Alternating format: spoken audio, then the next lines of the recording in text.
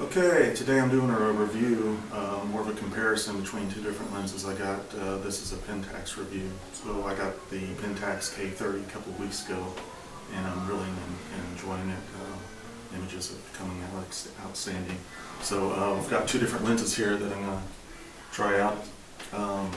If you don't know Pentax, you could use their old film lenses on camera without an adapter. So I've got an old film lens here. This is the 50mm f2, and then I'm also going to compare it to the newer DSLR model, the 50 f1.8 DA. You can see the size here, they're pretty much the same size. If you want to use these old film lenses on your Pentax, I would buy strictly the Pentax models. Because the third-party lenses, some of them like the Ricoh and whatnot, they have, even though there'll be the bayonet mount, the P or PK mount, they might have an extra pin in there, and you have the possibility of it latching onto your camera and not coming off. So that's why I just stick with the Pentax, just to be safe. You probably do some research if you want to get a third-party lens like that, but just be very careful before mounting on your camera. So these old 50mm lenses, they came on film cameras, kind of like their kit lens, and it was a prime lens. It was a 50. This one is the most common, the 50 f2.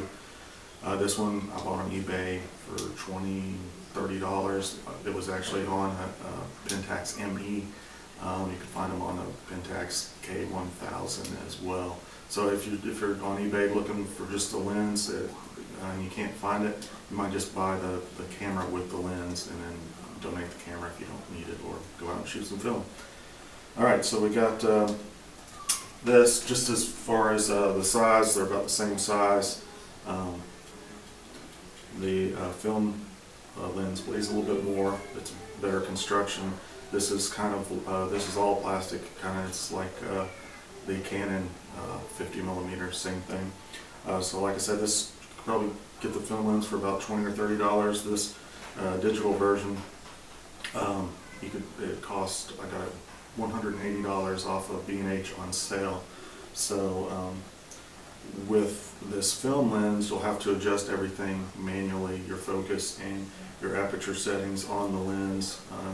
With the DA version, and you can do everything automatic if you wish. So that's the reason I got this, is because if I'm shooting stuff wide open, I like to shoot stuff wide open, get that depth of field. Run around chasing my daughter around, it's hard to get using manual focus to get your focus just right, because it's out in just real quick of a second. So this would help me out just to get my focus on a little bit better with those wider apertures. But I'm going to compare these both image quality here, and you'll see some samples, and we'll see what the difference is. Like I said, $180 versus $20 to $30. So if you're trying to save some money, or you're just shooting stuff, stills that is nature shots or stuff that's not moving, you might consider this instead of the digital version to save some money. Also, I'm kind of testing my camera out here. I've had this K-30 for about a couple weeks now, and I haven't really tried out the video. So I'm trying out the audio. There wasn't a mic input, so this is kind of my test as far as the audio is concerned. This is at 70mm away. I've got Tamron 70 to 300, so it's at 70. I believe it's at f7.1, 60 frames per second, 1080. So this is an audio test, but about 12 feet away is what the camera is, and my daughter's watching some cartoons in the other room just to see my audio versus the audio in there. And there's no mic input, and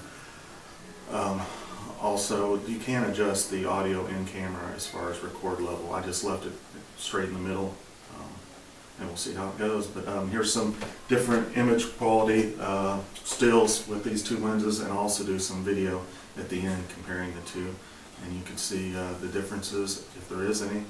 I haven't shot the pictures yet, so we'll see. I'll see myself. If you like this video, go ahead and subscribe. I've got other videos. Most of them are Canon, but there is some other videos on there as well. I will have more Pentax K-30 videos coming up, and different other Pentax lenses I have. Bought another film lens that I'm trying out as a portrait lens, Pentax Pentax 135 f 2.5. So I'll probably be doing a review on that pretty soon as well. As far as the video, I forgot to say I have two different lights here that are kind of shining on me. I've got a little softbox and just kind of like a key light over here. They're very low wattage, so this is kind of the image quality we get. Alright, let's check out those shots.